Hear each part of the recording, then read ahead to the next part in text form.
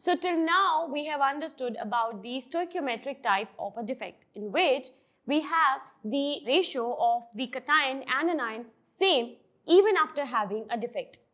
Now, another type of defect we're going to discuss about is your non-stoichiometric defect. So what happens in that is, as the name suggests, now the stoichiometry will be actually different. That means the ratio will get disturbed.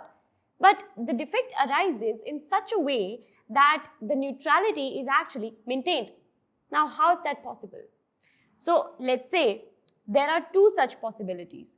If my metal, that means the cation, goes in excess amount, that will actually disturb the stoichiometry, right?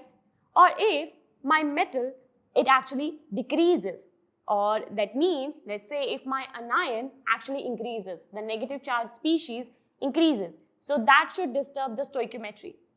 Now this effect arises in such a way, I said earlier, that the neutrality is maintained. So let's see how that happens. So in the first case, if I talk about the metal excess deficiency, that means having my plus, that means cationic species in excess. So how is that possible? So if I'm having an anion vacancy, let's say if my anion number decreases, that way I will be having more of the cation. So we will be having excess of metal. Why we are saying excess of metal? Because metallic species are electropositive in nature. So that makes a cation. Right. So let's go ahead. Let's say my anion, because of heating, goes away from one of the lattice side. So that will cause anion vacancy. Right. Now neutrality is maintained by having one or any electron falling into that vacancy.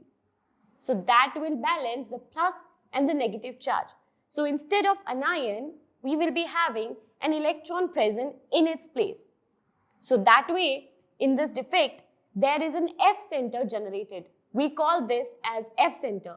As if I'm having one electron in one anion vacancy, I call it one F center, and there can be more than one. Now, do you think of having an unpaired free electron available can impart some property to that solid? Yes, it can. So, more there will be F centers, more colored that species will be. Now, that is a reason that if I talk about NaCl, so excess of sodium, that means cation, makes it look yellow.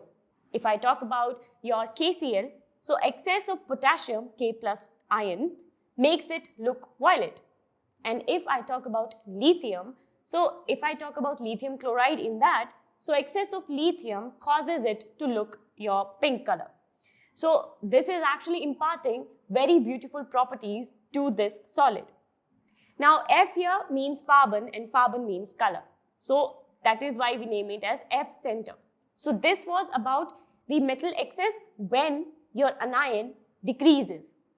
Now another possibility is if my cationic species increases.